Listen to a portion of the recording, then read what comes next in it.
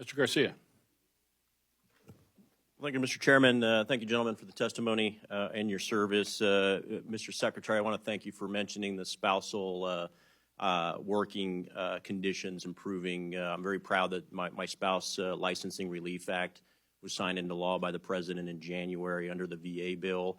As I visited multiple commands from COCOM down to platoon commander, I'm not sure that the troops yet fully understand that this spouse licensing reciprocity is available to them, and it is the current law of the land. So I recommend we get a DoD-wide way to message that spouses can cross-deck their professional licenses, doctors, lawyers, real estate agents, across state lines when they're active duty and on orders. I don't think it's being fully absorbed and utilized yet.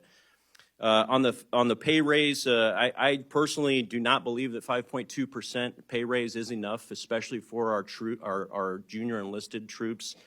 To put things in context, the average E1, E2 are making roughly $22,000 a year, and in fact, it's not until you're an E4 over 5 years that you're making the equivalent of what would be a $15 per hour wage if it was normalized for a 40-hour work week, which means that effectively the bottom third of our ranks are making less than fast food workers are in many of our states, and some of our states are very high cost of living. Given the recruitment and retention challenges that we have, I think we have a collective action here between this committee, Armed Services Committee, as well as in the Senate and DOD to look at how we can maybe not take a one-size-fits-all pay adjustment of 5.2% and get our junior enlisted specifically above that $32,000 a year number, which is the equivalent of $15 per hour. I think there's ways to do that without impacting the top line budgets, whether it's harvesting from the flag officer ranks that 1% goes a lot further for a flag officer than our junior enlisted. And so I look forward to those conversations, but I think that's a critical element to the quality of life, especially from a recruitment perspective. The gap between DOD and civilian counterparts is at an historic high when it comes to salaries right now, especially for the junior enlisted. Mr. Secretary, are you aware of the strike fighter shortfall that we have DOD-wide, but specifically within the Navy, the challenges that we have from a number of aircraft per air wing and per aircraft carrier? What I do know is that CNO and the Chief of the Air Force continue to invest in fighter capability, and again, it's going to take a couple of or several years before we get up to what they believe is that's right, meets their full capacity. Yeah, I understand there's some projections where we're literally 2 air wings short relative to the number of aircraft carriers within the Navy side. And I'm sure you're aware, this committee, as well as our counterparts in the Senate, in FY22 added 12 Super Hornets to the budget, and then in FY23 added 8 Super Hornets to the budget. I wasn't sure if you're aware, but those jets have yet to be actually awarded to the prime contractor, and they are actively shutting down not just their production line, but their entire supply chain. I'm a big proponent of F-35. A large portion of that aircraft is made in my district.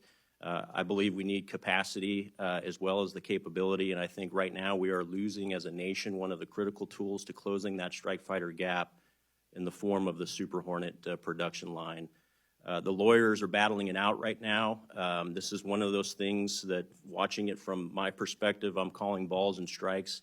I think the government is overreaching. They're asking for intellectual property from the contractor that is different from tech data packages designed for basic sustainment and repair. I think we are overreaching, and this is one of the things that I think is going to impact the customer being the warfighter and the taxpayer in the form of 20 jets not being put on contract. And so I would encourage you to look into that. The Navy is actively working this with the prime contractor right now.